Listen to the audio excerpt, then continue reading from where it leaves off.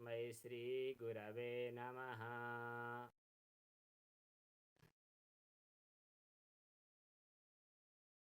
सम्पूर्ण वेदान्त विद्या साधकहरूलाई हार्दिक वन्दना।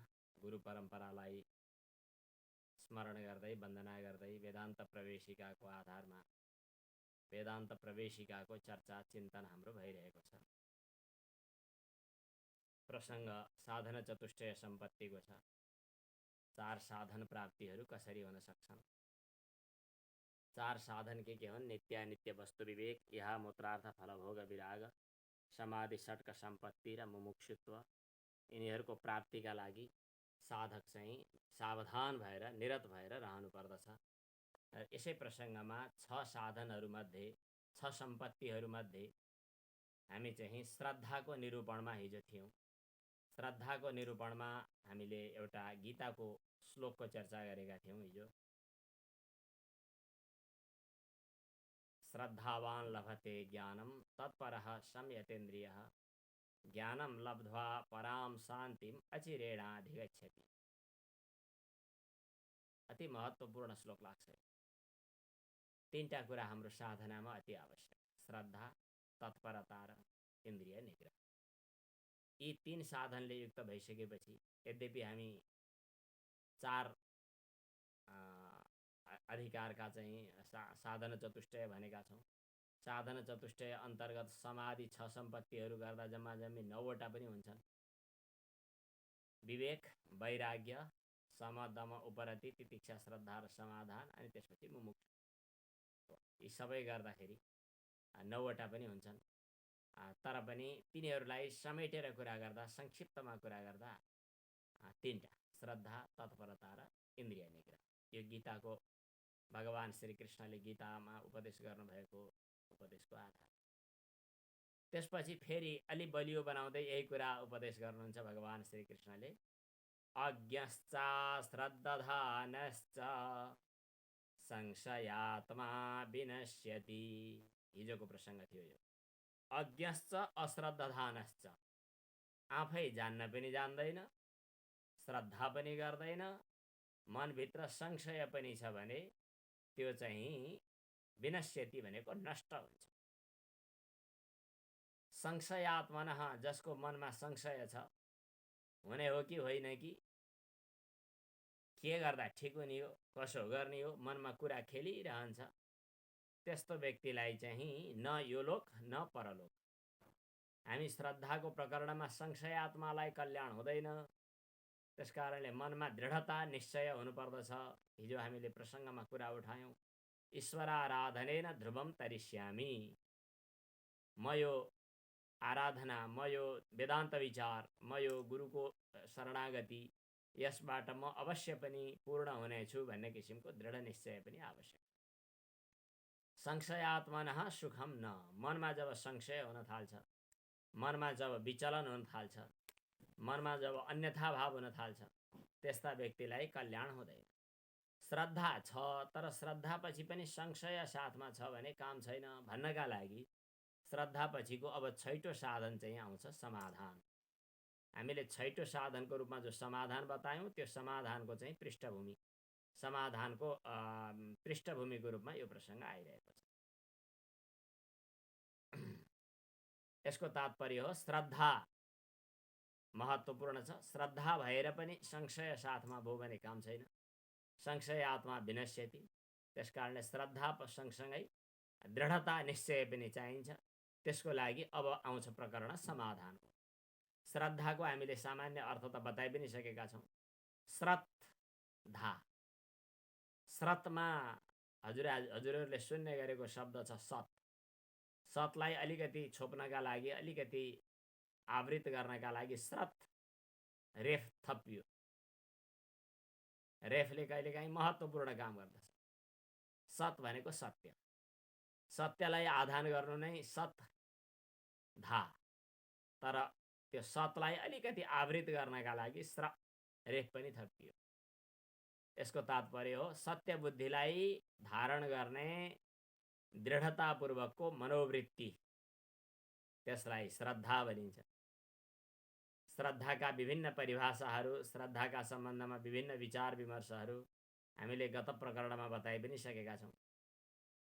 हिजोको प्रसङ्गमा शास्त्रस्य गुरुवाक्यस्य सत्यबुद्ध्यावधारणम सा श्रद्धा कथिता सद्भिर यया वस्तुपलभ्यते।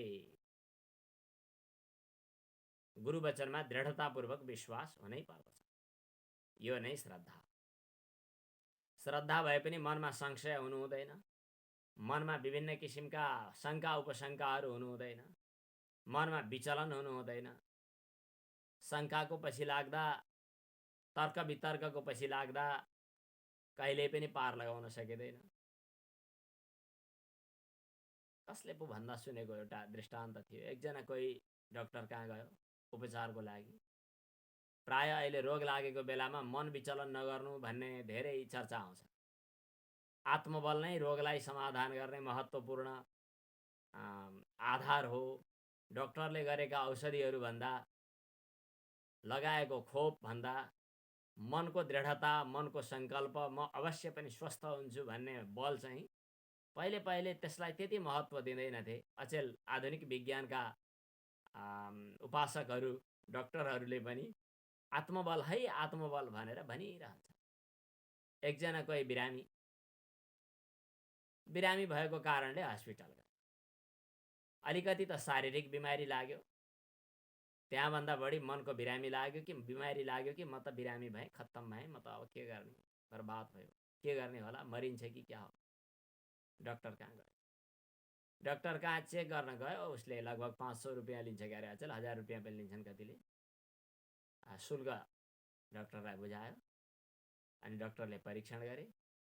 चिन्ता नगर्नु, औषधि खानु, यो औषधि खानु, खाना खाएर खाली पेट होइन, खाना खाएरै औषधि खानु। अब त्यसपछि औषधि हातमा दिने बेलामा हस्पिटलमा, मतलब जहाँ दुकानमा गएर औषधि किनिसक्यो अनि फर्कियो। यसो विचार गर्यो, खाना खाएपछि औषधि लेखिदिनेले त लेखिदियो, खाना खाएपछि औषधि खानु। त्यसपछि डाक्टर भएको ठाउँमा गयो। डाक्टर साहब एउटा कुरा सोध्नु थियो। डाक्टरले सोध्नुभयो, के सोध्नु छ तिमीलाई? यो खाना खाएपछि भन्नुभएको छ, यो खाना के खाएपछि खाने? रोटी खाएपछि कि भात खाएपछि? डाक्टरले भन्नुभयो, जे खाएपछि खाए पनि हुन्छ, केही कुरा खाना खाएर खानु। अनि त्यसपछि ल ठिकै छ, फर्किएर यसो ढोकाबाट बाहिर जान थाल्यो। त्यसपछि फेरि फर्क्यो। डाक्टर साहब एउटा कुरा सोध्न बिर्सेछु, एउटा कुरा सोध्नु थियो, यो चाहिँ केसँग खाने? डाक्टरले भन्नुभयो, दुधसँग, चियासँग, जेसँग खाए पनि। ऊ भन्छ, होइन, दुधसँग खाने कि चियासँग खाने, यो कुरा भनिदिनुहोस् न। चिया पकाएनन् भने दुधसँगै खाँदा हुन्छ? हुन्छ। अनि फेरि फर्कियो। ढोकामा पुगिसकेपछि फेरि फर्केर भन्छ, भने डाक्टर साहब एउटा कुरा भन्न बिर्सेछु मैले, यो पानी मिसाएको दुध हुन्छ कि हुँदैन? हुन्छ, त्यो हुन्छ, केही छैन। फेरि फर्क्यो। एकछिन पछाडि आयो। डाक्टर साहब एउटा कुरा सोध्न छुटेछ, गाईको दुधसँग खाने कि भैँसीको दुधसँग खाने? तपाईँ कहाँ के छ? म कहाँ त केही पनि छैन। के ल्याइदिन्छन् डेरीवालेले? खोइ के ल्याइदिन्छन्, भैँसीको दुध भन्दै थिए। हुन्छ, भैँसीको दुधसँग खाने। त्यस फर्कियो, ढोकामा पुग्यो। त्यसपछि फेरि फर्क्यो। यो साँच्चै कहिलेकाहीँ गाईको मिसाएर ल्याएछन् भने के गर्ने नि? हुन्छ, गाईकोसँग मिसाएर खाए पनि हुन्छ। अब फेरि ढोकातिर गयो। गइसकेपछि, होइन, यो दुध चाहिँ तातो दुधसँग खाने कि चिसो दुधसँग खाने? उपाय लाग्छ। अनि फेरि डाक्टरले भनिदिन्छन्, होइन, मन्द मध्यम तातो भए हुन्छ। अनि फेरि फर्के। त्यसपछि अब सोधेर मनमा तर्क वितर्कहरू गरेर कहिले पार लाग्छ? डाक्टर हैरान पर्छन्। कृपा गर तिमी, यो बरु 500 रुपियाँ म तिमीलाई फिर्ता दिन्छु, फेरि सोध्न नआऊ। भयो, सबै सकियो। फेरि ढोकामा पुग्यो अनि फेरि फर्केर आयो। हजुरले यो औषधि त दिनुभयो, यी औषधिहरूमध्ये कुन चाहिँ औषधि पहिला खाने? कुन चाहिँ चक्की यतापट्टिको खाने कि उतापट्टिको खाने कि सुरु कतापट्टिबाट गर्ने? अनि त्यो चक्की यता दाहिने राखेर खाने कि यता देब्रे फर्काएर खाने? मुखमा राखेर खाने कि अब सर्लक्क निल्ने कि निल्न सकिएन भने 2 पटक घुड्की मार्न मिल्छ कि मिल्दैन? प्रश्न, शङ्का, समस्या। प्राय साधकहरूका मनमा हुँदा नहुँदा धेरै समस्याहरू आउँछन्।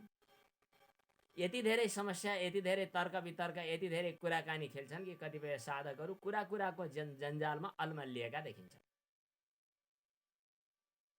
एकजना नेपालमा महाकवि नै कवि शिरोमणि लेखनाथ पौडेल, लेखनाथ पौडेलले चाहिँ एउटा बुद्धि विनोद भनेर कविता लेख्नु भएको छ। प्रश्नै प्रश्नहरू।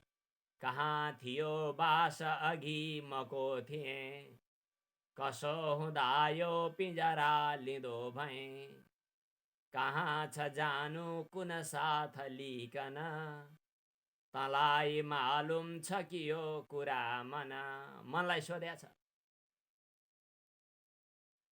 कहाँ थियो बास, पहिला म कहाँबाट आएको हुँ, म मान्छे नै भएर किन आएँ, पहिला म अघिल्लो जन्ममा के थिएँ, त्यहाँभन्दा अघिल्लोमा म के थिएँ होला, अब जन्मिएपछि अब के हुने होला फेरि अर्को पटक जन्म लिँदा, मनुष्य नै म किन भएँ, यही घरमा नै म किन आएँ, मवाच्यको हो कसरी कहाँ पसी, रहेछ यो इन्द्रिय जालमा फसी। छन् नि विभिन्न प्रश्नहरू। त्रिकालदर्शी जगतै कपाउने, अहो उही ब्राह्मण वर्ग हो भने, दरिद्र कुत्ता सरी आज भोकिन, तँलाई मालुम छ कि यो कुरा मना।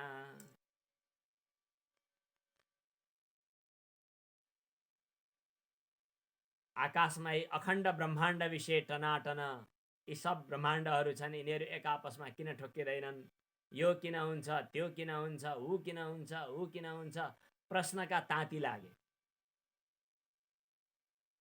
ती प्रश्नका तातीहरू सकिने बेलामा लेखनाथ पौडेल कविले के भन्नुभयो,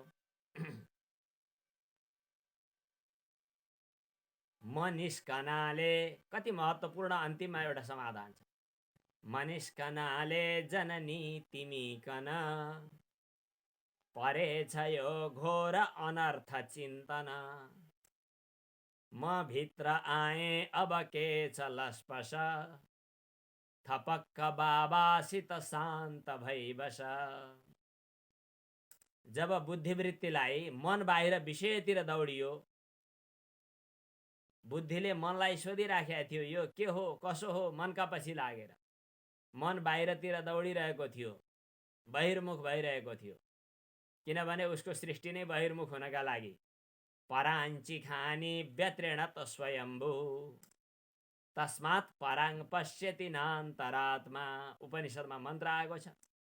सृष्टिकर्ताले सृष्टि गरिसकेपछि यी इन्द्रियहरूलाई, इन्द्रिय भन्नाले यहाँ मन समेतलाई, पराञ्ची भनेको बहिर्मुख गरेर, बटारेर, उल्टो मुख फर्काइदिएर, व्यत्रेणत भनेको ठोकठाक पारेर हिंसा गरेर छोडिदिनु भयो। दक्ष प्रजापतिको टाउको काटियो, बोकोको टाउको लगाइदिँदा बोकोको टाउको चाहिँ पछाडि फर्काएर गाँसिएको थियो। दक्ष प्रजापति अगाडि फर्के जस्तो देखिन्छ जिउ डालहरू, दक्ष प्रजापतिको टाउको चाहिँ उल्टो मुख पछाडि फर्किया छ र प्या प्या गरेर मे मे भनिरहन्छ। यो दक्ष भनेको चतुर भनेको यो दक्ष प्रजापतिको उल्टो मुख मे मे मे भनेको मेरो भने हो। मेरो मेरो अपत्यम मे कलत्रम मे, बोकाको अनुकरण गरेको। धनम मे शब्दको अर्थ मेरो, अपत्यम मे सन्तति मेरा हुन्, कलत्रम मे परिवार मेरा हुन्, धनम मे धन मेरा हुन्, बान्धवाश्च मे बान्धवहरू मेरा हुन्, जल्पन्तम इति मर्त्याजम, यस्तै किसिमको फतफत गरिरहने मनुष्य रूपी बाख्रोलाई अन्तिकालब्रिको बलात्, काल रूपी बुवासाले जबरजस्ती झम्टिहाल्छ। यस प्रकार उल्टो मुख फर्किएको मे मे गरिरहने यो मर्त्य रूपी, मनुष्य रूपी यो के भन्छ अज छ। अज भनेको बाख्रो, पछाडि मुख फर्किरहेको छ। उपनिषदमा बताइयो कि पराञ्ची खानी व्यत्रेणत स्वयम्भू, खानी इन्द्रियहरूलाई पराञ्ची भनेको विषयतिर अभिमुख गरिदिएपछि ब्रह्माजीले, सृष्टिकर्ताले व्यत्रेणत त्यसलाई त्यतैतिर फर्काएर राखिदिनु भयो। तस्मात् पराङ पश्यति नान्तरात्मा, आफू भित्र रहेको स्वस्वरूपको दर्शन गर्न तयार छैन, त्यसका लागि चाहिँ वृत्ति निरोध हुनु पर्यो, अभिमुख फर्किनु पर्यो आत्मातिर। त्यो काम नहुँदासम्म उसलाई शान्ति हुँदैन। कश्चित धीरः प्रत्यगात्मानमैच्छत्, कोही कोही धीर पुरुषले मात्रै साहस गर्छ र आत्मतत्वको शिव तत्वको अनुभव गर्दछ इत्यादि प्रसङ्गहरू अन्यत्र पनि आएका छन्। जबसम्म मन विषयतिर अभिमुख छ, जबसम्म मन मार्फत इन्द्रियहरू पनि बहिर्मुख भइरहेका छन्, त्यतिखेर अशान्ति हुनु स्वाभाविक हो। त्यसै कारण लेखनाथ पौडेलले भन्नुभयो कि म निस्कनाले, मन भन्दैछ म विषयतिर गएँ इन्द्रियहरू सँगसँगै बगेर, म निस्कनाले जननी तिमी कना, ए आमा तिमीलाई साह्रै पिर परेछ, बुद्धिलाई भन्दैछ। म निस्कनाले जननी तिमी कना, परेछ यो घोर अनर्थ चिन्तन। अनर्थ चिन्तनहरू हुन थाले। यो के हो, त्यो के हो, ग्रह दशा भनेको के हो, प्रारब्ध भनेको के हो, जीवात्मा एउटै हो कि अनेक हो कि, फेरि जीव भाव कल्पित हो भन्छन्, कल्पित भए किन देखा पर्यो, हामी को हौँ, किन यस्तो गरिरहेका छौँ। एकदमै छटपटी। हजुरहरूलाई त्यो अनुभव छ कि छैन? जीवनमा मलाई एक दुई पटक त्यस्तो यति धेरै बाल्यकालमा, सानै उमेर थियो, संयोगले त्यो दिन मलाई अहिले पनि याद छ, गाई चराउन लिएर गएको थिएँ अलि पर। हामी 3 बजेपछि गाई चराउन लिएर जान्थ्यौँ, गुरुकुलमा बस्थ्यौँ। पर लिएर जाँदै गर्दा मनमा विभिन्न यति धेरै तर्कहरू, यति धेरै कल्पनाहरू आए। ती कल्पनाहरूले म यति टोलाएछु, गाईले कहाँ गएर बिउ खाइसक्यो मलाई थाहा छैन। म त्यस्तो बेहोस पनि मान्छे होइन। आकाशमा पानी गडगडाउने बेला भइसक्यो, थाहा छैन। छटपटी परेर के हो, म को हुँ, किन म यही खोलमा आइरहेको छु, म संयोगले गुरुपुत्र भएर किन जन्मिरहेको छु, म यहीँ किन छु, अरू सबै प्राणीहरू पनि यस्तै जीवात्मा हुन्, ती प्राणीहरू र ममा के भिन्नता छ, तिनीहरू के गरिरहेका छन्, म के गरिरहेको छु, यो भेद किन, यो प्रपञ्च किन, यस्तो किन भइरहेको छ, उस्तो किन भइरहेको छ। मनभित्र यति धेरै कल्पनाहरू आए, यति धेरै समाधान हुन नसकेर टोलाएर बसिरहेको बेला गुरुजी आउनुभयो। मेरो पिताजी नै गुरुजी हुनुहुन्छ। बोलाइसकेपछि अरू केही पनि भनिएन, घर गएँ, बसेँ। तिमीलाई के भयो भन्नुभयो, मैले आफ्ना कुराहरू बताएँ। त्यसपछि उहाँले भन्नुभयो, एउटा श्लोक, योग वासिष्ठको श्लोक रहेछ, पछि मलाई थाहा भयो, चित्तायत्तं धातुवश्यं शरीरम। यही श्लोक पढाउनु भएको थियो, सुनाउनु भएको थियो, अहिले पनि याद छ। चित्ते नष्टे धातवो यान्ति नाशम, चित्तायत्तं धातुवश्यं शरीरम, चित्ते नष्टे धातवो यान्ति नाशम, तस्मात् चित्तं यत्नतो रक्षणीयं, स्वस्थे चित्ते बुद्धयः सम्भवन्ति। जब यो अनावश्यक विषयाभिमुख भएर बाहिरतिर फर्किएर कल्पना गर्न थाल्छ, यसको छटपटाउनु बाहेक, बौलाउनु बाहेक अरू केही उपाय छैन। यो यस्तै बौला पारा हुन्छ चित्तको। चित्त बौला पारामा छाडा हुँदै जाँदा शरीरलाई पनि, बुद्धिवृत्तिलाई पनि यसले असर पार्छ, हलचल मचाउँछ। त्यो गोही चाहिँ सानो कुवामा छटपटाउँदै गर्दा पुरै पानी धमिलिन्छ, अन्तःकरण मनोवृत्तिहरू धमिलिन्छन्। यसलाई पहिलो चरण सम्हाल्ने काम गर्ने।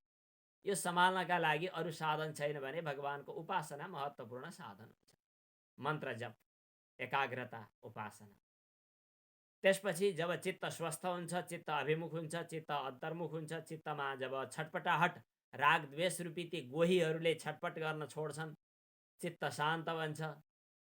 धमिलो पानी जब स्फटिकद्वारा शान्त हुँदै गर्छ, जब चित्त चाहिँ शान्त हुँदै गर्छ, त्यतिखेर चाहिँ बुद्धिवृत्तिहरू चाहिँ अलिकति अग्रसर हुने अवसर पाउँछन्। अनि त्यहाँ जब चित्त स्वस्थ हुन्छ, अन्तःकरण भन्नु, चित्त भन्नु एक अर्थमा एउटै हो। अन्तःकरणलाई समष्टिमा अन्तःकरण भनिन्छ। त्यसका वृत्ति विशेषलाई नाम दिने हो भने मन, बुद्धि, चित्त, अहङ्कार छुट्टा छुट्टै नाम लिइन्छ। कहिलेकाहीँ प्रसङ्गवशात अन्तःकरण भन्नु र चित्त भन्नु, अन्तःकरण भन्नु र मन भन्नु एउटै पनि प्रयोग गरिन्छ। तर कहिलेकाहीँ वृत्तिको आधारमा छुट्टा छुट्टै पनि भन्न सकिन्छ। जे होस्, जब चित्तको चिन्तनकर्त्री चित्तम, निश्चयात्मिका बुद्धि, सङ्कल्प विकल्पात्मक मनः, अहङ्कर्ता अहङ्कार, हामी यही तत्त्वबोधको केही दिन पछाडि त्यही प्रकरणमा मन बुद्धि चित्त अहङ्कार यी अन्तःकरण चतुष्टयको विवेचना पछि गर्नेछौँ। जब चित्तवृत्ति स्वस्थ बन्छ, चित्त एकाग्र हुन्छ, जब चित्तमा अरू कल्पना विकल्पनाहरूको छटपट समाप्त हुन्छ, त्यसको आधार के हो त? श्रद्धा। डक्टरले भन्नुभयो औषधि खाऊ सन्चो हुन्छ, सकियो, औषधि खाने सन्चो भयो। त्यहाँभन्दा 50औं थरी कल्पना विकल्पनाहरूको कुनै उपाय छ, कुनै समाधान छ? त्यसकारण डक्टरप्रति श्रद्धा गर्दैमा पुगेन, उसको भनाइमा विश्वास गर्छु भन्दैमा पुगेन, चित्तको एकाग्रता चाहियो। प्रश्नहरूको बौछार गर्न थालेर असिनाहरू बर्सिन थालेर कहिले पनि समाधान हुनेवाला छैन। त्यसको लागि चाहियो अब समाधान। त्यसैले हामीले जति 6वटा सम्पत्ति आर्जन गर्ने भन्ने कुरा गर्दै थियौँ, ती 6वटा सम्पत्तिको क्रमशः हामी विवेचन गर्दैछौँ। सम, दम, उपरति, तितिक्षा, श्रद्धा र समाधान। हिजोसम्म हामी श्रद्धाको विवेचनामा थियौँ, आज अब समाधानमा आइरहेका छौँ। अहिलेसम्मको प्रसङ्ग श्रद्धाको सिँढीबाट समाधानको सिँढीमा चढ्नु बीचको आन्तर्य, यी दुईटा बीचको सम्बन्ध, यी दुईटा बीचको परस्पर सङ्गति, यसको हामीले विवेचना गर्यौँ। श्रद्धा भएर मात्र पुगेन, श्रद्धासँगै चित्तको एकाग्रता पनि चाहियो। त्यो एकाग्रतालाई नै यहाँ समाधान भनेर बताइएको छ। समाधानम किम? चित्त एकाग्रता, तत्त्वबोध। केही साधकहरूले सोध्दै हुनुहुन्छ, हजुरले तत्त्वबोध पढाउन भन्नुभएको थियो, तत्त्वबोधको पुस्तकमा फर्काइकन हेरेँ, ती हजुरले पढाउनु भएका श्लोक त छैनन्। हजुरको तत्त्वबोध छुट्टै, हाम्रो तत्त्वबोध छुट्टै पर्यो कि क्या हो भनेर भन्नुभएको थियो। तत्त्वबोध भन्ने सानो पुस्तक पाइन्छ। तत्त्वबोधमा आएको उत्तर यति हो, समाधानम किम चित्त एकाग्रता। अब यस प्रसङ्गमा अरू प्रसङ्गान्तरहरू जोडेर मैले एउटा अलिकति यसलाई विचार विमर्शको रूपमा अगाडि ल्याएको। यो चाहिँ विवेक चूडामणिको श्लोक हो जस्तो लाग्छ। चित्तको एकाग्रता नै समाधान हो। यो चाहिँ तत्त्वबोधको प्रसङ्ग हो। त्यही तत्त्वबोधको प्रसङ्गलाई विवेक चूडामणि नाम गरेको ग्रन्थमा शङ्कराचार्यले यसरी लेख्नु भएको छ। सर्वदा स्थापनम बुद्धेः भन्न सक्नुहुन्छ, लेख्न पनि सक्नुहुन्छ। सर्वदा भन्नु। शुद्धे ब्रह्मणि सर्वदा। मलाई पुरा तयार नभएको हुनाले कतै फरक पारे कि सर्वदा र सर्वथा होला पछाडि है, कि अगाडि कहीँ सर्वथा होला। सर्वदा स्थापनम बुद्धे,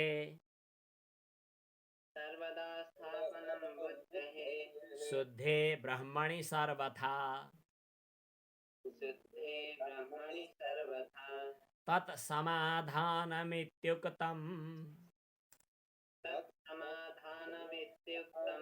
न तु चित्तस्य लालनम्। विभिन्न तर्क वितर्क गर्ने, दायाँ बायाँ दौडधुप गरिरहने, छटपट गरिरहने, त्यो डक्टरको क्लिनिकमा ढोकाबाट भित्र र बाहिर गरिरहने यो काम हो चित्तको। त्यो बाल्यकालमा मलाई गाई चराउन लिएर जाँदै गर्दा मनभित्र अचानक उठेका कल्प विकल्पहरू, त्यतिखेरका आरोह अवरोहहरू, मनका छटपटाहटहरू, मलाई त्यो ढुङ्गो र मलाई त्यो पर्खाल नेरीको, मलाई त्यो खरबारी नेरीको चित्र पनि अहिले याद छ। त्यो छटपटाहटको सब कामको मूल हो यही चित्त।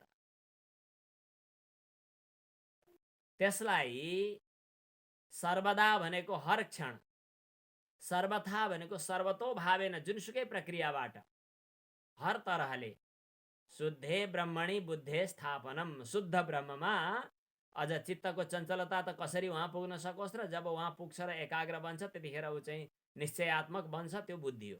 त्यही अन्तःकरण हो। चित्त चञ्चल हुँदा चिन्तन गर्दा चित्त बन्यो, निश्चय गर्ने बेला बुद्धि बन्यो। त्यो बुद्धि बनेर त्यो बुद्धि चाहिँ शुद्ध ब्रह्ममा स्थापित हुनु, तत् त्यसलाई समाधानम इति उक्तम, समाधान भनेर बताइएको छ। चित्तस्य लालनम भनेको त्यो चञ्चल बाँदर जस्तो चित्तलाई छटपट बनाइरहनु, उसको लालन गरिरहनु, उसलाई फकाइरहनु, मतलब उसको पछि लागिरहनु, यो चाहिँ समाधान हुन सक्दैन। चित्तको प्रपञ्चभित्र, चित्तको घेराभित्र समाधान बन्दैन। त्यसकारण चित्तको एकाग्रतापूर्वक ब्रह्ममा, शुद्ध ब्रह्ममा चित्तलाई स्थापित गर्नु, यसलाई भनिन्छ समाधान। सर्वदा स्थापनं बुद्धेः सर्वदा स्थापनं बुद्धेः शुद्धे ब्रह्मणि सर्वथा शुद्धे ब्रह्मणि सर्वथा तत्समाधानमित्युक्तम् तत्समाधानमित्युक्तम् न तु चित्तस्य लालनम्। न तु चित्तस्य लालनम्। चित्तको लालनलाई समाधान भनिँदैन। समाधान शब्दको लौकिक प्रयोग, मैले एकजना कोही विद्यार्थीलाई सोधेँ, समाधान भन्नाले तिमीले के बुझ्छौ? एकजना मित्रले, यहाँ यो कसैले चकचक गर्दै हुनुहुन्छ, त्यस्तो नगर्नु होला, मैले यसलाई यसो गर्नुपर्ने हुन्छ, ल ठिक छ, यसलाई कलम चलाइदियो भनेदेखि यहाँ लेखिएको देखा पर्छ, यसलाई हटाउनु पर्ने हुन्छ। समाधान भनेको के बुझ्छौ भनेर मैले सोधेँ। एकजना विद्यार्थीले भने, पहिला शङ्का हुन्छ, त्यसपछि समाधान हुन्छ, अथवा कुनै समस्या आइपुग्छ अनि समाधान हुन्छ। शास्त्र वचन सुन्दा त्यो शैलीबाट समाधान भन्ने बुझेको त थिएन, तर ती विद्यार्थीले एउटा नयाँ दृष्टि दिए मलाई। ठिकै हो, समस्याहरू धेरै छन्, ती समस्याको समाधान गर्ने भनिन्छ। आज देशमा राजनीतिक समस्याहरू, गरिबी समस्या, अनि चाहिँ यो महामारीको समस्या, भ्रष्टाचार समस्या, अब त्यसपछि फेरि उत्तरको खोजी हुन्छ, समाधान के त भनेर भनिन्छ। अब समाधान चित्तकै चञ्चलताबाट खोजिन्छ व्यवहारमा, तर वस्तुतः समाधान भनेको के हो त भन्दा चित्तको एकाग्रता। मैले मेरो आफ्नो नियमतः प्राप्त भएको कमाइमा म सन्तुष्ट भएर बस्नु पर्दछ। टेबुल मुनि हात घुसारेर बा औषधि खरिद बिक्री गर्दा कमिसनको लोभमा यता गए हुन्थ्यो कि उता गए हुन्थ्यो कि भनेर चक्कर आएर, अनि त्यो चक्कर आएर मात्रै हुँदैन, कसैसँग फोनमा कुरा गर्यो, फोन रेकर्ड होला भन्ने डर, अनि कुनै दिन पत्रकारहरूले अलपत्रै पार्देलान् भन्ने डर। त्यो भ्रष्टाचारलाई पार लगाउनका लागि कति चित्तको चञ्चलता आवश्यक पर्ला? बस मेरो कर्तव्य भनेको देशको सेवा हो, मेरो कर्तव्य भनेको आफ्नो जीविका चल्दा भयो, अरू चाहिँ मेरो जीवन समाजको सेवाको लागि हो, नारायणको रूपमा नरको सेवाको लागि हो। यति भावना राखिदिनु त चित्तको एकाग्रता भयो, समाधान पनि त भयो। समस्याका, हर समस्याका समाधान मनको दृढ निश्चय, मनको एकाग्रता, मैले यही नै गर्ने हो, यहाँभन्दा दायाँ बायाँ जानु हुँदैन भनेर आफ्नो एउटा दृढ निश्चयमा रह्यो भने समाधान। लौकिकहरूले बुझेको समस्या र समाधानको चाहिँ पाटोलाई हेर्दा मैले त्यस्तो देखेँ। ठिकै छ। अब समाधान हामीले प्रसङ्गमा बताइ नै हाल्यौँ। सम, दम, उपरति, तितिक्षा, श्रद्धा, यी पाँचवटा सम्पत्ति कुनै जिज्ञासुको साथमा छ भने पनि, मानिलिउँ हजुरसँग इन्द्रिय निग्रह छ, सम छ, माने मनोनिग्रह छ, इन्द्रिय निग्रह छ, दम छ, उपरति माने विषयबाट निवृत्त हुनुभएको छ, सहनशीलता पनि छ, श्रद्धा पनि छ, तर समाधान छैन भने, चित्त चञ्चल छ भने, मनोराज्य जित्न सकिएको छैन भने, छटपटाहट भइ नै रहन्छ भने, ऊ ज्ञान भूमिकामा आरूढ हुन योग्य छैन। किनभने उसका मनमा इन्द्रिय निग्रह पछि, मन उपरति, तितिक्षा, श्रद्धा पछि पनि, जस्तो अघि लोकमा व्यवहारमा भ्रष्टाचारको छटपटाहट, राजनीतिक दुराग्रहको छटपटाहट भने जस्तै, साधकको जीवनमा पनि, साधनाको क्रममा पनि कहिलेकाहीँ सिद्धिको अभिलाषा पनि हुन्छ। सिद्धिका झल्का देखिहाल्छन्, बोल्यो पुग्या छ, सबैले गुरुजी गुरुजी भनेकै छन्, आउँदाखेरि दान दक्षिणा लिएर आएकै छन्। हजुरले अस्ति बेटा होगा भन्नुभएको थियो, मेरो त सन्तान जन्मियो, हजुरको त वचन पुग्दो रहेछ, हजुरले भन्नुभएको हुनाले हजुरलाई दर्शन गराउन लिएर आएको भनेर आइपुग्छन्। अनि मनमा लाग्छ, वाह, मेरो त बोलीमा सिद्धि हुन थालेछ कि क्या हो।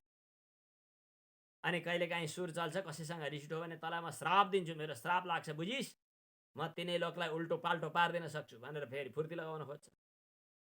प्राय साधकहरू छिट्टै आफूलाई सिद्ध बनाउन चाहने र प्राय साधकहरू अलिकति साधनाको पाइला अगाडि बढाउँदै गर्दा केही सिद्धिका चमत्कारहरू देखेर त्यहाँ अल्मलिने, साधनाका विभिन्न विकल्पहरूमा अल्मलिने, यो समस्या आउँछ। जब थोरै पनि अल्मलायो त्यतिखेर चित्त चञ्चल भयो, असमाहित चित्त भयो, अनि मनमा विभिन्न किसिमका विकल्पहरू आउन थाले। यस्तो अवस्थामा शुद्ध ब्रह्ममा चित्तको दृढतापूर्वक अवस्थिति नहुन सक्छ। ब्रह्मतत्व साक्षात्कार गरेपछि सिद्धि हुने होइन। ब्रह्मतत्व साक्षात्कारको पङ्क्तिमा लाइनमा अगाडि जाने बित्तिकै सिद्धिहरू आइपुग्छन्। सिद्धिहरू विघ्न बनेर पनि आइपुग्छन्। साधकको जीवनमा सिद्धिहरू आउने खतरा धेरै रहन्छ। साधनाकै क्रममा चाहे जुनसुकै सिद्धि आउन्, चाहे जुनसुकै समस्याहरू आइपुगोस्, ती समस्याबाट पनि चित्त विचलन हुन नदिनु। अझ सिद्धिहरूलाई त समाधिका विघ्न भनेर बताएको छ। त्यसलाई भनिन्छ समाधान। समाधान भनेको चित्तको शान्ति, चित्तको एकाग्रता। समाधानम किम चित्तैकाग्रता। हामीले जो 6वटा साधनहरूको कुरा गर्यौं, यी 6वटै साधनहरूलाई पोको पारेर एकैचोटि एउटै भाषामा एउटै शीर्षकमा भन्ने हो भने त्यो हो वैराग्य उपरान्त प्राप्त हुने शान्ति, निवृत्ति, मनको उपरति। विवेक पछि वैराग्य, वैराग्य पछि विवेक जनित वैराग्य, विवेकको कारणले वैराग्य, विवेक पछि वैराग्य भयो। विवेकको सिँढी चढेर वैराग्यको सिँढीमा पुगियो। वैराग्य पछाडि प्राप्त हुने जो शान्ति हो, त्यो शान्तिलाई चाहिँ हामी षट सम्पत्ति भनेर भन्छौँ। 6वटा सम्पत्ति, चाहे 6 भागमा बाँड्नुहोस्, ती 6वटै भागमा बाँडे पनि, 6वटा पकेटमा छुट्टा छुट्टै 6वटा झोला भोगे पनि ती सबैको समष्टि भाषा हो शान्ति। एउटै चैतन्य, मनोवृत्ति भनौँ न, माने अन्तःकरणावच्छिन्न चैतन्य जब नेत्र गोलकबाट बाहिर जान्छ, नेत्रेन्द्रिय भएर रूप साक्षात्कार गर्न थाल्छ। श्रवण गोलकबाट श्रवण गोलकबाट बाहिर जान्छ, श्रोत्रेन्द्रिय बनेर शब्द साक्षात्कार गर्छ। एउटै अन्तःकरणावच्छिन्न चैतन्य। अर्को चाहिँ जब रसनेन्द्रिय मार्फत रस क्षेत्रमा जान्छ, रस ग्रहण गर्नेवाला बन्दछ, त्यही अन्तःकरणावच्छिन्न वृत्ति, अन्तःकरणावच्छिन्न चैतन्य। यो रसनेन्द्रिय मार्फत माने रसना मार्फत जान्छ र रसनेन्द्रिय बनेर रस ग्रहण गर्दछ। त्वगिन्द्रियबाट गएर स्पर्श ग्रहण गर्दछ, त्यही अन्तःकरणावच्छिन्न चैतन्यले। र तत्तत नामबाट प्रसिद्ध हुन्छ। अनि शब्देन्द्रिय माने अमुक इन्द्रियले अमुक विषयहरू ग्रहण गर्यो भनेर भनिन्छ। एउटै चेतन तत्तत इन्द्रिय मार्फत तत्तत द्वारमा गएर तत्तत विषयलाई ग्रहण गर्दछ। एउटै बिजुली यो तारबाट आएर यहाँ बत्ती बलिरहेको छ, त्यो तारबाट आएर यहाँ मोबाइल अथवा ल्यापटप चार्ज भइरहेको छ, त्यो तारबाट यहाँ आएर यो माइक बनिरहेको छ, त्यो तारबाट यहाँ आएर पंखा चलिरहेको छ, त्यो तारबाट त्यहाँ चुलोमा गएर हिटर जलिरहेको छ, त्यो तारबाट त्यहाँ गएर फ्रिज बनिरहेको छ, त्यो तारबाट त्यहाँ गएर चाहिँ अर्को चाहिँ त्यो कपडा प्रेस गर्ने ठाउँ बनिरहेको छ। एउटै बिजुली विभिन्न ठाउँमा विभिन्न ढङ्गले विभक्त बनेर अलग अलग नाम अलग अलग काम गर्छ। त्यसै गरी एउटै जो वैराग्य जनित शान्ति हो, वैराग्यपछि जो शान्ति हुनुपर्दछ भन्यो, विवेकपछि वैराग्य, वैराग्यपछि शान्ति। त्यो वैराग्यपछि प्राप्त हुने जो शान्ति हो, त्यो शान्ति जब मनमा, मनोराज्यभित्र, मनको क्षेत्रभित्र त्यो शान्तिको अनुभव हुन थाल्छ, त्यसलाई हामी सम भन्छौँ। मनको दुनियाँमा हुने शान्तिलाई सम भन्छौँ। इन्द्रियको दुनियाँमा हुने शान्तिलाई हामी दम भन्यौँ। अनि कर्ममा प्रवृत्ति थियो, त्यो कर्ममा हुने शान्तिलाई, कर्म विषयक छटपटाहट नहुनुलाई हामीले उपरति भन्यौँ। अनि शरीरमा रहने शान्तिलाई हामी तितिक्षा भन्यौँ। अब हृदयभित्र रहने शान्तिलाई हामीले के भन्यौँ? श्रद्धा भन्यौँ। अब चित्तको पनि शान्तिलाई अर्थात् चित्त एकाग्र बनेर बुद्धिवृत्ति भगवत अभिमुख बनेर जब चित्तमा हुने शान्तिलाई हामी समाधान भन्छौँ। समाधानम किम चित्तैकाग्रता, चित्तैकाग्रता अथवा चित्तैकाग्र्यम। फेरि दोहोऱ्याएर भनौँ, वैराग्य जनित शान्ति जो हो, वैराग्य जनित शान्ति नै साधन सम्पत्ति 6वटा साधनको रूपमा वर्णन गरिएको छ। वैराग्य जनित शान्ति जब इन्द्रियमा रहन्छ त्यतिखेर दम भनिन्छ। जब मनमा रहन्छ त्यतिखेर त्यसलाई सम भनिन्छ, सम दम। जब कर्ममा रहन्छ त्यतिखेर प्रवृत्तिमा रहन्छ, उपरति भनिन्छ। शरीरमा रहन्छ त्यतिखेर तितिक्षा भनिन्छ। तितिक्षा भनेको शरीरका सुख दुःखादि सहन सक्ने नसक्ने परिस्थिति। त्यसपछि हृदयमा रह्यो त्यसलाई श्रद्धा भनिन्छ र चित्तमा रह्यो त्यसलाई चाहिँ समाधान भनिन्छ। यस प्रकार वैराग्य जनित शान्ति नै 6 भागमा विभक्त छ र हामीले त्यसलाई 6वटा साधनको रूपमा वर्णन गरेका छौँ। यहाँ अहिले त्यसलाई समाधान भनिरहेका छौँ। गीतामा दोस्रो अध्यायमा यी 6वटै साधन सम्पत्तिलाई प्राप्त गर्ने प्रक्रिया र यसपछिको लक्ष्य दुईटैलाई मिलाएर स्थितप्रज्ञ योगको चर्चा गर्नुभएको छ। मलाई यो स्थितप्रज्ञ योग सम्बन्धमा अलिकति दृष्टि दिने, विचार दिने एकजना महात्मा हुनुहुन्छ। उहाँ अहिले हुनुहुन्न, उहाँको शरीर शान्त भइसक्यो। जसको प्रभाव आफ्नो जीवनमा परेको छ उहाँलाई कृतज्ञ भावले मैले स्मरण गर्नै पर्छ। मेरो पुरै जग, मेरो पुरै विचार, मेरो पुरै चिन्तन, मेरो पुरै सम्प्रदाय, मेरो पुरै सर्वे सर्वा गुरु पिताजी हुनुहुन्छ। मैले पिताजीबाटै प्राप्त भएका यी विचारहरू आज व्यक्त गर्दैछु। पहिलो नम्बर त मैले पिताजीबाटै प्राप्त गरेँ। शीर्षक छुट्याएर अलग अलग विषयहरूमा मैले केही श्रद्धेय स्वामी रामानन्द गिरिजीबाट प्राप्त गरेँ। मैले केही परोक्ष रूपमा गुरु अखण्डानन्द स्वामीजीबाट प्राप्त गरेको छु। उहाँको शरीर छौन्जेल मैले देखिनँ। उहाँका ग्रन्थ र उहाँका प्रवचनबाट केही कुरा प्राप्त गरेको छु। र स्थितप्रज्ञ योगमा मलाई प्रभाव पार्ने एकजना महात्मा हुनुहुन्छ मात्र स्थितप्रज्ञको लागि, स्वामी कुटस्थानन्दजी महाराज। अहिले पनि उहाँको प्रवचन नेटमा गुगलमा कहीँ भेटिन्छ, युट्युबहरूमा। कुटस्थानन्दजी उहाँले वर्णन गर्नुभएको स्थितप्रज्ञ योगको सम्बन्धमा गहिरो विचार गर्ने हो भने साँच्चै नै एउटा दृष्टिकोण बन्छ। मैले त्यहाँ उहाँबाट प्राप्त गरेको हुँ। त हामी जति जति इन्द्रियको पछि लागेर चित्तलाई बहिर्मुख बनायौँ त्यतिखेर हाम्रा यी साधन सम्पत्तिहरू भत्किए। यसको उदाहरण भगवान श्रीकृष्णले गीतामा दिनुभएको छ। हावाहुरी लागेको बेला बिचमा डुङ्गा जसरी ढल्पलाएर समुद्रमा खत्तम हुन्छ, नष्ट हुन्छ, ताउतेको चक्रवातले समुद्रका धेरै नावहरू डुबेर खत्तम भए, सयौं मान्छेहरू समाप्त भए, मरे, सयौं मान्छेहरूको, हजारौं मान्छेहरूको उद्धार पनि गर्न मुस्किलले सकियो। गीताको दोस्रो अध्यायको 67औं श्लोक छ, इन्द्रियाणाम हि चरताम यन्मनोनुविधीयते तदस्य हरति प्रज्ञाम वायुर्नावमिवाम्भसि। गीताको साथमा केही महत्त्वपूर्ण पुस्तकहरू साथमा राख्नु पनि पर्ला हजुरहरूले, किन सबै व्याख्या गर्न भ्याइँदैन। ती विचार गर्ने, समयमा फुर्सद भएको बेला उग्राउने आधारहरू बन्न सक्छन्।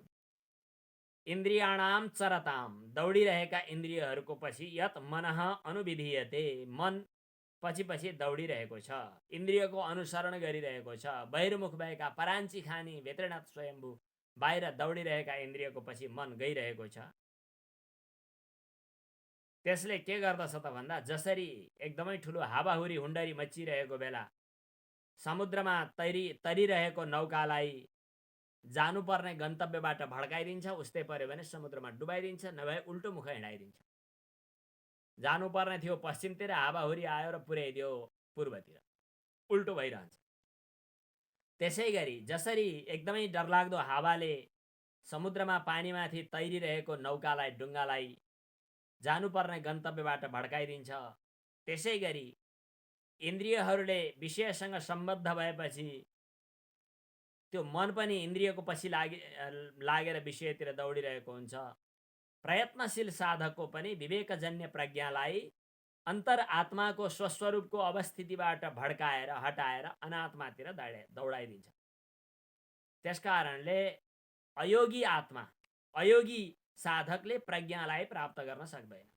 अयोगी साधक भनेको यी साधन सम्पत्तिले रहित भएको, समाधान रहित भएको, चित्तको एकाग्रता रहित भएको, वैराग्य जनित शान्तिले रहित भएको साधकलाई प्रज्ञा प्राप्त हुँदैन। कहिल्यै पनि ऊ चाहिँ प्रज्ञाबाट विचलित हुनु पर्दछ। यहाँ इन्द्रियहरू चरताम भनेको छ, आफ्ना आफ्ना विषयमा प्रवृत्त भइरहेका छन्। तत्त क्षेत्रमा इन्द्रियहरू दौडिरहेका छन्। यहाँ चरताम शब्दको प्रयोग भएको छ। चरताम भनेको चर्ने। बाख्राले आफ्नो घाँस खान चरिरहन्छ, गाईले आफ्नो चौर चर्न गइरहन्छ। यसै गरी यी इन्द्रियहरूलाई पनि गौ शब्दको प्रयोग गरेका छ। जसरी गाई घाँस खाइरहन्छ, गोरुले घाँस खाइरहन्छ, इन्द्रियहरूलाई गो शब्दले प्रयोग गरिएको छ। गच्छतीति गौ। गौर्नादित्य बली वर्दे किरण क्रतुभेदयो स्त्रितुष्या दिशि भारत्याम भूमौ तु सुरभावपि नृस्त्रियो स्वर्ग रश्म्यम्भु के रश्मिदृक् बाणलोमसु, यस्तै के उल्लेख छ। गो शब्दको अर्थ इन्द्रिय पनि हो। यिनीहरू दौडा दौडी गरेर मनको पछि लागेर बाहिर जति जति प्रयत्न माने बहिर्मुख भइरहेका छन्, तिनीहरूको चाहिँ मनोवृत्ति आत्मातिर अभिमुख छैन, बहिर्मुख भइरहेको छ। त्यसलाई एकाग्रतापूर्वक आत्मातिर अभिमुख बनाउने काम नै यी समाधि साधन सम्पत्तिको प्रयोजन हो र यसको लक्षण हो वैराग्य जनित शान्ति, चित्तको उपशम अवस्था, चित्तको शान्ति। हामी यसलाई समाधान भनेर भन्दैछौँ। शब्दको दृष्टिले विचार गर्दा समाधान भन्नु र समाधि भन्नु उस्तै उस्तै पनि हो। सम आङपूर्वक धा धातुदेखि ल्युट प्रत्यय हुँदा समाधान भयो, कितिन प्रत्यय हुँदाखेरि समाधि भयो। समाधि भन्नु समाधान भन्नु एक अर्थमा केही हदसम्म समान समानै हो। हुन त समाधानको यो समाधिको यो परिभाषा समाधिकै क्रममा पढौँला, तर पनि हजुरहरूले सम्झिन सक्नुहुन्छ। ध्यात्री ध्याने परित्यज्य क्रमाध्येयैक गोचरम। ध्यान गर्दै गर्दा एउटा ध्येता हुन्छ, एउटा ध्येय हुन्छ, एउटा ध्यान हुन्छ। त्यहाँ ध्येता पनि विलुप्त भयो, ध्यान पनि लुप्त भयो र केवल एक ध्येय मात्र बाँकी रह्यो। चित्त चाहिँ निवात दीपवत भनेको छ। बत्ती हावा नलागेको बेला बत्ती जसरी अविचल भएर रहिरहन्छ, त्यसै गरी चित्त स्वाभाविक रूपमा अविचल अवस्थामा स्थिर भएर रहनुलाई समाधि भनिन्छ भनेर बताइयो। समाधिको यो परिभाषा अलि राम्ररी विवेचना गर्न, राम्ररी बुझ्न पछि समाधिकै प्रकरणमा हामी पढौँला। तर अहिलेको समाधान र अन्तिम समाधि, निर्विकल्प समाधि, वास्तविक समाधि चाहिँ फरक छन्। सामान्य दृष्टिले हेर्दा उस्तै उस्तै लाग्छ, चित्तको एकाग्रता त हो भन्ने कुरा। तर चित्तको एकाग्रता भनेको समाधान र ध्यानमा धेरै फरक छ। समाधान र समाधिमा धेरै फरक छ। अलिक गहिरिएर हेर्ने हो भने अहिले हामी समाधिलाई साधनको रूपमा लिइरहेका छौँ। साधन र साध्य दुईटा कुरा बुझ्न सक्नुहुन्छ होला। साधन भनेको छुट्टै हो, साध्य भनेको छुट्टै हो। साध्य भनेको जसलाई हामीले प्राप्त गर्ने हो, जो लक्ष्य हो, जो अन्तिम गन्तव्य हो, जो अन्तिम प्राप्ति हो, त्यसलाई साध्य भनिन्छ। साधन भनेको त्यसका उपकरणहरू। हामी जहाँ जाँदैछौँ त्यो लक्ष्य जसलाई हामी प्राप्त गर्दैछौँ त्यो लक्ष्य साध्य हो। त्यो लक्ष्यमा जानका लागि आवश्यक उपकरणहरू, चाहिने सरसामग्रीहरू, खजानाहरू, तिनीहरू साधन हुन्। हामी डुङ्गा तरेर पारी जानु छ, पारी जाने बेला साधन चाहिँ हो डुङ्गा। तर डुङ्गामा बसिरह्यो भने पारी गइँदैन। यो डुङ्गा त मेरो साह्रै उपकारक हो, त्यसकारणले यो डुङ्गा त कठै मैले किन छोड्न मिल्थ्यो र भनेर डुङ्गा समातेर, डुङ्गालाई अँगालो मारेर, डुङ्गालाई समातेर एकदम म त दृढतापूर्वक यो डुङ्गा छोड्दिनँ भन्यो भने कुनै पनि हालतमा त्यो पारी पुग्न सक्दैन। पारी पुग्नका लागि डुङ्गा छोड्नुपर्छ। तर यहाँ त डुङ्गा छोड्ने पनि होइन, डुङ्गा छुट्ने हो। डुङ्गा यसरी छुट्ने हो कि जो थाहा नै हुँदैन कि छोड्नेवाला पनि रहँदैन। यस किसिमले लक्ष्यको रूपमा, प्राप्तिको रूपमा, ब्रह्मानुभूतिजन्य समाधिको रूपमा माने शान्तिको रूपमा, परम शान्तिको रूपमा जो मोक्ष, जो लक्ष्य, जो समाधि, जो ब्रह्मस्वरूप, त्यो चाहिँ साध्य हो, त्यो चाहिँ अन्तिम हो, त्यो पछाडि आउँछ। शास्त्रमा समाधिका विभिन्न छुट्टा छुट्टै परिभाषाहरू पनि छन्। कतिपय ठाउँमा सम्प्रज्ञात समाधि, असम्प्रज्ञात समाधि, समाधिलाई भिन्न भिन्नै बताइएको छ। सालम्बन समाधिलाई सम्प्रज्ञात समाधिलाई भनिन्छ, कुनै आलम्बन आधार लिएर गएको समाधि। यो सालम्बन समाधि जस्तै यो समाधान हुन्छ। असम्प्रज्ञात समाधि जो निरालम्बन समाधि हो, निर्विज समाधि हो, त्यो चाहिँ फेरि साध्यको रूपमा पुग्छ। त्यसमा पनि योगशास्त्रीहरूको माने योग दर्शनको दृष्टिकोण, योग दर्शनको माने भनाइ शैली अलिकति फरक पनि छ। त्यो योग दर्शनकै विवेचनामा विशेष विचार गर्नु पर्ला। तदेव अर्थमात्र निर्भासम स्वरूप शून्यमिव समाधि। यो समाधिको परिभाषा त्यहाँ आएको छ। विभिन्न प्रकरणमा समाधिलाई छुट्टा छुट्टै ढङ्गले बताइएको छ भने हामी अहिले समाधानको कुरा गर्दैछौँ। समाधान अर्थात् चित्तको एकाग्रता। त्यो चित्तको एकाग्रता भनेको याद गर्नु, यो चाहिँ अहिले साधन सामग्रीभित्र पर्दछ। त्यसकारणले ब्रह्मानुभूति रूप शान्ति भन्दा यो फरक छ। ब्रह्मानुभूति रूप शान्ति भनेको अद्वितीय अद्वैत ब्रह्मानुभूति हो। त्यो कुनै कसैको विरोधी होइन। त्यहाँ कुनै इन्द्रियद्वार बन्द गरिँदैन, त्यहाँ कुनै मुट्ठी पार्ने काम हुँदैन, त्यहाँ कुनै हट हुँदैन, त्यहाँ कुनै आग्रह हुँदैन, त्यहाँ कुनै प्रवृत्ति हुँदैन। त्यो स्वाभाविक अवस्थिति हो, स्वभाव, स्वमा अवस्थिति। स्वमा अवस्थिति भनेको के हो त भन्दा सम्पूर्ण प्रश्नहरू समाप्त भए, सम्पूर्ण विकल्पहरू समाप्त भए, त्यहाँ यो विकल्पबाट चित्तलाई हटाएर त्यो विकल्पमा लैजानु पर्दछ भन्ने छैन। त्यसको विपरीत अहिले हामी समदम साधन सम्पत्तिको रूपमा जे कुरा गरिरहेका छौँ, समाधान, यो चाहिँ हाम्रो साधन हो। यो साधनमा हामीलाई समले कामक्रोधादि विकारलाई शान्त गर्छ, दमले चाहिँ मनका विक्षेप आदि विकारहरूलाई समाधान गर्दछ। विक्षेप भन्छ नि, विक्षेप अज्ञानका दुईटा स्वभावहरू छन्, एउटा आवरण र एउटा विक्षेप। आवरणले वस्तु स्वरूपलाई ढाकिदिन्छ, यो हामी पछि चर्चा गर्छौँ।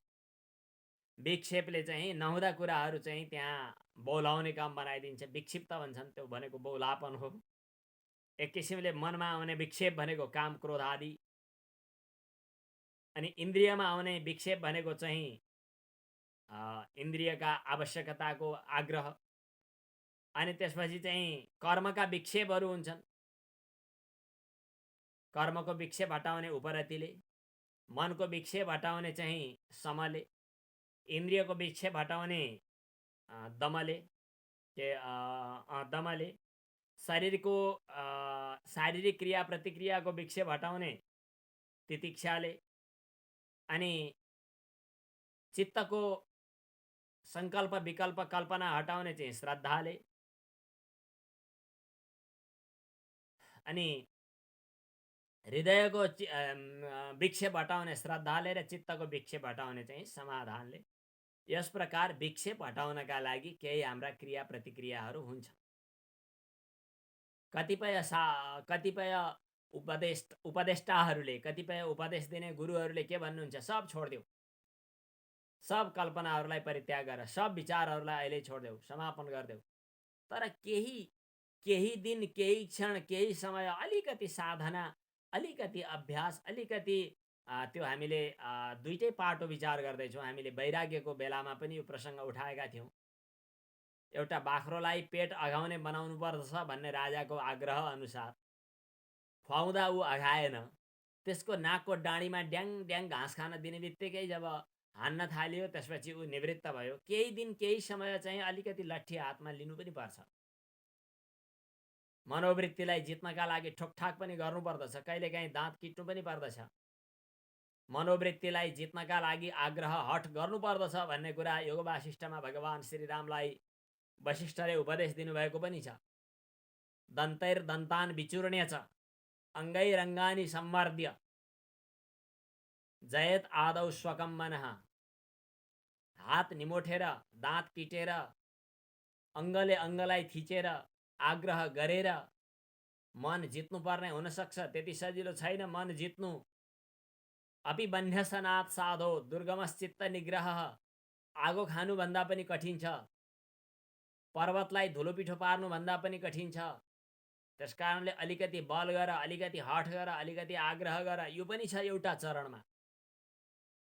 नैसा के नायम आत्मा बलहीनेन लभ्य, त्यहाँ बल पनि चाहिन्छ। भगवान कृष्णले मात्रै दानव नष्ट गर्नुहुन्न, बलराम पनि चाहिन्छन्, बलरामको सहारा पनि आवश्यक छ। यो पनि शास्त्रकारहरूको अभिमत देखिन्छ, तर त्यो कहिलेसम्म? निश्चित सीमासम्म, निश्चित अवधिसम्म, साधनाको यात्राकालसम्म। त्यो साधनाको यात्राकालमा हामी जो समाधिको चर्चा गर्दैछौँ त्यो साधनको रूपमा आएको छ। अब यो साधन पछाडि आउने जो साध्य हो, त्यो साध्य भनेको ब्रह्म विचार हो, ब्रह्मचिन्तन हो। त्यो ब्रह्मचिन्तनमा पुग्नका लागि, ब्रह्मपीठिकामा आरूढ हुनका लागि पृष्ठभूमिका तयार गर्दैछौँ। यो पृष्ठभूमिकाको भूमिका तयार नभएसम्म हामी ब्रह्मज्ञानका लागि योग्य पात्र बन्दैनौँ। साधन चतुष्टय, चारवटा साधनहरूको हामी चर्चा गर्दै थियौँ। चारवटा साधन के? विवेक, अनि वैराग्य, अनि समाधि, षट्सम्पत्ति, तीनटाको कुरा गऱ्यौँ। अब हामीलाई एउटा चाहिँ मुमुक्षुताको बाँकी छ। मुमुक्षुताको हामी चर्चा पछि गर्नेछौँ। यतिखेर जेठ महिना चलिरहेको छ, कृषकहरू खेती गरिरहेका छन्। एकजना किसानसँग मैले, जसले हाम्रो खेतीसँग सम्बन्धी काम हेरिरहेको छ, सोधेँ के बिउ छरियो? उसले भन्यो कहाँ, बियाड तयार गर्न धेरै समय लाग्छ, अहिले त पानी परिरहेको छ, तर राम्रो छ, अब जमिन भिज्ने भयो, बियाड तयार हुँदैछ। तयार के? जमिन त छँदैछ त, अनि के तयार गर्नुपर्दछ? किसान भन्छ गुरुजी हजुर कुरा बुझ्नुहुन्न, त्यहाँ जोत्नु पर्छ, अनि जिलाउनु पर्छ, अनि माटो मसिनो पार्नु पर्छ, पानी आवश्यक छ, पानी चिसो हुनु पनि पर्छ, तर पानी बढी हुनु पनि हुँदैन। बिउ राखेपछि, बिउ सर्र छरेपछि त्यो समयमा उम्रियोस्, त्यसको लागि धेरै तरिकाहरू तयार गर्नुपर्ने हुन्छ। गुरुजी हजुरले यी सबै कुरा बुझ्नुहुन्न। मैले भने म बुझ्छु, केही साधनहरू हामीले गर्नु छ, यहाँ जोत्नु छ, हामी पनि जोत्दैछौँ। हाम्रो भूमिका बिउ ज्ञान, जब गुरुजीले ज्ञानको बीज छरिदिनुहुन्छ, गुरुजीले जब ज्ञानको उपदेश गरिदिनुहुन्छ, त्यो उपदेश अङ्कुरित हुनका लागि योग्य चित्तवृत्ति, योग्य भूमिका, योग्य पृष्ठभूमि, योग्य बियाड तयार हुनु छ। हामी बियाड तयार गर्ने क्रममा चारवटा कामहरू गर्नु पर्थ्यो। चारवटा काममा तीनटा काम हामीले काम गर्दैछौँ। खेत जोत्ने हो, त्यसपछि चाहिँ के भन्छ त्यसको झारहरू जिलाएर फ्याँक्ने हो। भक्ति उपासना पनि चाहिन्छ, त्यसले अलिकति चित्तलाई चाहिँ शीतल निर्मल पनि बनाउँछ। उपासना भगवानको नाम लिनु, जप्नु। अहिले सन्ध्याकाल भयो, जपेर बस्नुभयो कि जप्न बाँकी छ? गायत्री मन्त्र जप्नु, साधना गर्नु भएन भने के? चित्तवृत्तिको एकाग्रता हुन्छ। भगवानको सामु गएर गुरुले दिएको उपदेश, मन्त्र, दीक्षा केही न केही जप गर्नु, एकछिन प्राणायाम गर्नु, एकछिन साधना गर्नु। यो के गरेको? बियाड तयार गरेको। बियाड तयार गर्नु छ, जिलाउनु छ, मलजल गर्नु छ। यो तयार गरिसकेपछि जे उपदेश प्राप्त हुन्छ त्यो उपदेश मात्रै समयमा अङ्कुरित हुन्छ। हामी त्यसको अहिले भूमिका तयार गर्दैछौँ। कठोपनिषदमा एउटा मन्त्र आएको छ, नाभिरतो दुश्चरितात्। कठोपनिषद जस्तो लाग्छ मलाई। हाम्रो कोही साधकहरूलाई यसमा आउँछ कि नाभिरतो दुश्चरितात् ना शान्तो ना समाहितः ना शान्त मनसो वापि प्रज्ञानैनम् अवाप्नुयात्। त्यो प्रज्ञा प्राप्तिका लागि चाहिने यी साधनहरूको चर्चा कठोपनिषदको मन्त्रमा पनि प्रासङ्गिक कुरा उठेको छ। यस सम्बन्धी विवेचना र यसपछि मुमुक्षाको चर्चा हामी आगामी दिनमा गर्नेछौँ। यो बियाड तयार गर्ने काम चलिरहेको छ। यतिखेर पानी बर्सात पनि आयो, उपयुक्त समय छ। एउटा ठिक बिउ छर्ने तयारी हामी गर्दैछौँ। ओम पूर्णमदः पूर्णमिदं पूर्णात् पूर्णमुदच्यते पूर्णस्य पूर्णमादाय पूर्णमेवावशिष्यते। ओम शान्तिः शान्तिः शान्तिः।